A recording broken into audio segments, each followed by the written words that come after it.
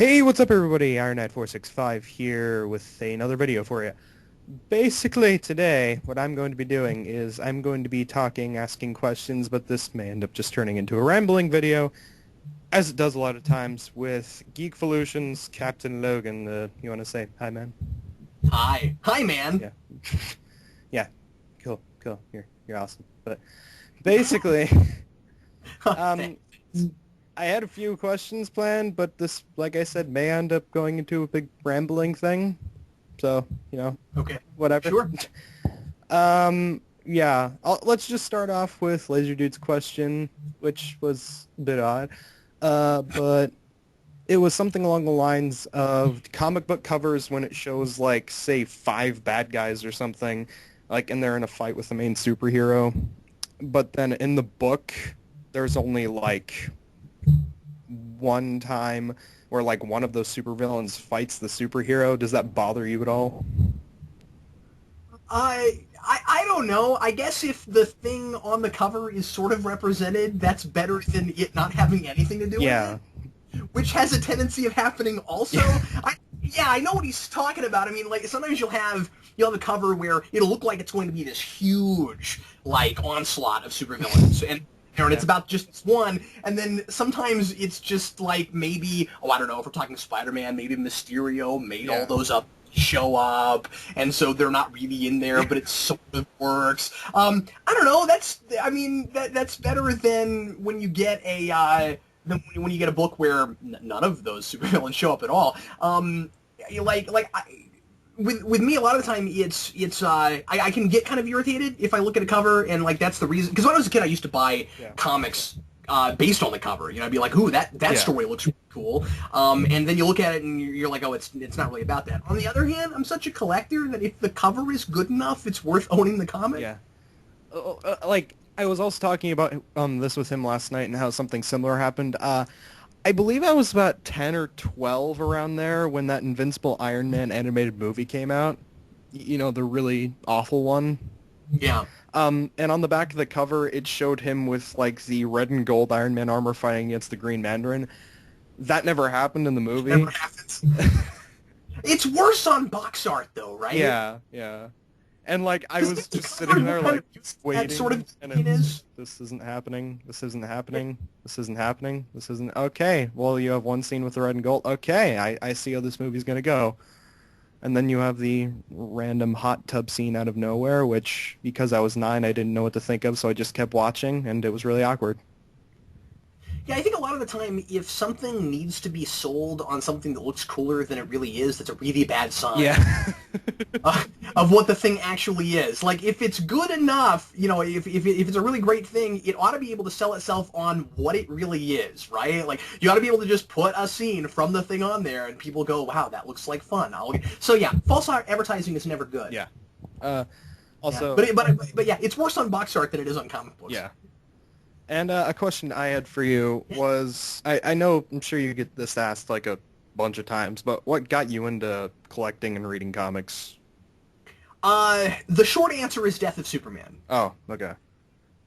Because that was a big deal when I was a little kid. Yeah. And, when I say little kid, 7 or 8. Yeah, yeah. And, that was, it was a big deal because it was such a big novelty Yeah. for people. I mean, even adults, everybody was buying that. It was a huge Yeah. boom time for comics. That and Spawn, Yeah. big is right around the same time, and so I was in the kind of the junk business with my dad, the flea market Yeah. business. Dad was running steakhouse. He was running a steakhouse. And on the side, he had a booth in a flea market. A few years later, he actually quit the steakhouse business and started opening his own flea markets. These days, he's back into restaurants. Yeah. And back then, but he did that for like 10 years. So I was really into that kind of stuff. So I was looking at a lot of older books, at least from my age, a lot of stuff from the 70s and 80s, and I was starting to get into collecting just as Death of Superman happened. And I think that really solidified it for me. And I always like to say I didn't care about Superman until he died. Yeah. So I think superheroes, it was Batman. Yeah. Superheroes, it was the '89 movie. Yeah. But comics and comic collecting, it was Death of Superman. Ironically, I never bought current. Like when I was growing up, I always bought old books. Yeah.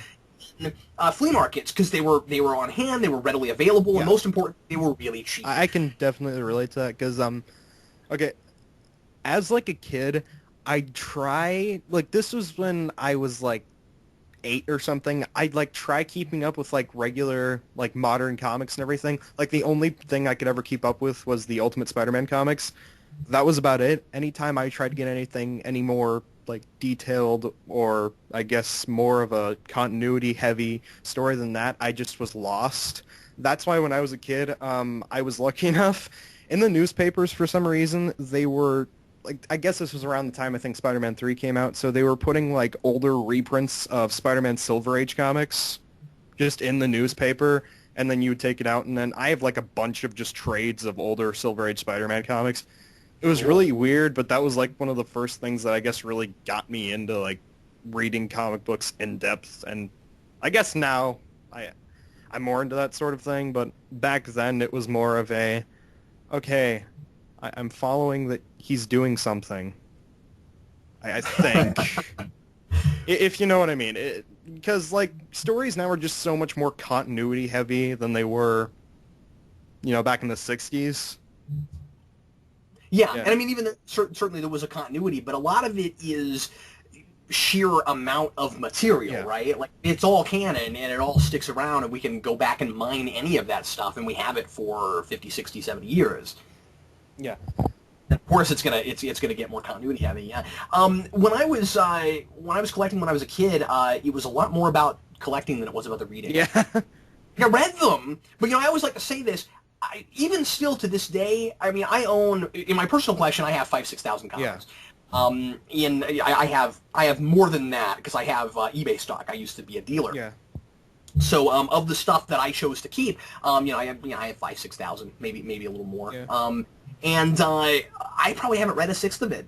I mean, I read everything I buy now. I'm a lot more of a reader now, but I still have a bunch of stuff to go back. That's a lot of the reason that I started doing daily vaults back before I did Spawn Year, was just to go back to some of that stuff and have an excuse to read it. Yeah. Speaking of Spawn Year, that was another question I had involving that. Did you buy the costume that you're currently using, or did you make that? No, that is custom made. Okay. Like, how did you make that? Like, not super detailed, but just like, sort of like a basic sort of thing. Well, I didn't build it. First of all, I don't do any costuming. I don't know about that kind of thing. We have two customers that work on Spawn here. We have Jeremy Pierce, who built the suit mostly from scratch. It's latex. The mask is latex. Yeah, I could tell that. Yeah. And actually, Jeremy builds masks from scratch, but that mask he actually started with a zombie mask. Yeah. Eventually, we're actually going to have a second version of it because it's kind of falling apart. We're going to have a second version of it that will be built from the ground up. But he started with this kind of zombie mask and built around that. The rest of the suit, it's just a long sleeve T-shirt with latex over. Yeah. Is all the body is, and I don't think you can see it on camera very well. But if you and I'm gonna when Spawn Year's all finished, I'm gonna be doing some special features and things, and I'll get up real close and show everybody this. It is filled with these latex maggots all the way through it. There's all these little bugs, and it's really cool looking. The Spawn Year does not do the suit justice. It's way cooler looking than what you see on the show. I mean, even from what I see on the show, it just looks fantastic. Oh, thanks. Yeah. I'm really happy with what Pierce has done with it. And I got to tell you, that was never in the plan. Yeah. We were never going to have a suit. And originally, the plan was, toward the end of Spawn Year, we were going to do this little bit where Captain Logan meets Spawn. Oh. Yeah. And we were going to have this, like, cheap Spawn mask I was just going to find on eBay. And we were going to put a dude in a corner. He was going to be in silhouette. We were maybe going to have kind of a cape. And he was going to be there for 40 seconds. Well, Jeremy is local and was watching. Jeremy actually is a local police officer. Yeah. And he was watching Spawn Year on his phone on patrol between calls. And he sends me a message one day because he didn't realize where I was. So he was watching Spawn Year having no idea that we live like 40 minutes away from each other. And he sends me an email one day, and he says, "Hey, I'm going to start doing this fan film next year." Like I said, he does these intricate costumes. He said, "I'm going to do a Batman fan film next year, and I'd like you to co-write it and co-direct with me." And I was like, "Well, how can I not at least meet the man, right?" So we met at a coffee shop, and we started talking about his project that he wants to do. By the way, that's going to be neat. Just so folks know, we have access to an '89 Batmobile. Oh my. Yeah, it's gonna be very exciting, and because Jeremy is a police officer locally, we've got access to all kinds of really neat locations and abandoned buildings and all kinds of neat things. Use like cop cars and stuff. Yeah, he can request them. He can get them. That's just. So there will be some awesome niftiness going on there. And anyway, so we met for coffee, and we hit it off real quick, and we talked about all of his Batman stuff. And like I said, he was a big fan of Spawn Year. That night, he sends me a message because I guess I had told him about the plan to eventually do Spawn, or do a Spawn face that was going to be really, really cheap and lazy. Yeah. And he sends me a text that night. We got each other's phone numbers, and he said, "Hey, I'm building you a Spawn mask." I was like, "Well, that's really nice of you." Yeah. And he built it, and it was awesome, and he couldn't quit. He kept going. And then he had a chest, and then he was going to do a cape, and he had all this stuff that he was going to do. And I was like, dude, I can't just have this on screen for 45 seconds. Yeah. Like, we've got to, he's milking all this money into it, and I'm like, what am I going to do? So the second half of Spawn Year, with the alleyway and everything, is a direct result of Jeremy Pierce building stuff. And me having an epiphany one day, going, no, Captain Logan turning into Spawn is potentially an interesting kind of thematic thing to do in Spawn Year. So it was my wife's idea to then build the alleyway. Yeah. Well, and so that's why the second Sugar Coma happened and all of that kind of stuff. And then we have another costumer who built the giant Cagliostro hat. Yeah, that's Brandon's sister who did that. She's also helped us with the cape. It took 3 people to sew that cape, by the way. Yeah. So I was wondering. It kind of looked like a tablecloth at first, but then I realized no, that looks too solid. Yeah, it's in like I think 4 or 5 panels. Yeah.